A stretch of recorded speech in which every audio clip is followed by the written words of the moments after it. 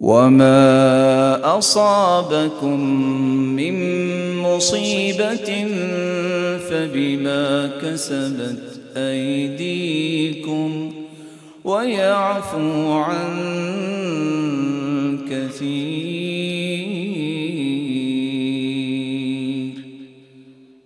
کوئی بھی مصیبت ہاتھوں کی کمائی. لن يهلك الناس حتى يعذروا من أنفسهم. رسول اللہ صلی اللہ علیہ وسلم نے فرمایا اس وقت تک لوگ ہلاک نہیں ہوتے جب تک عذر ان کا پورا نہ ہو چکا ہو یا اپنی برائیوں کے خود عذر تراشنے نہ لگ جائے. اذا بلغ الرجل من امتی 60 سنة فقد اعذر اللہ الیہ فی العمر.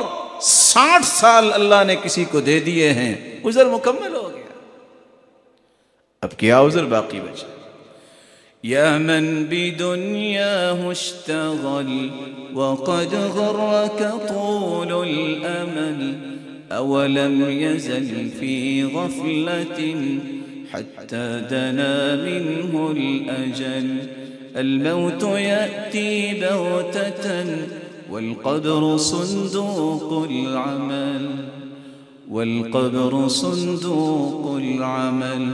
اصبر على أهوالها لا موت إلا بالأجل.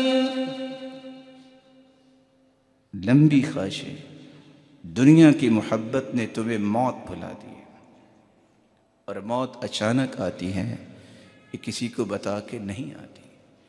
سوچئے جن لوگوں پہ زلزلہ آیا ہوگا انہوں نے کو سوچا ہوگا کہ کیا ہو جائے گا. اصل وہ چیز کام آئے گی قبر میں جو میں نے اور آپ نے عمل کیا ہوگا.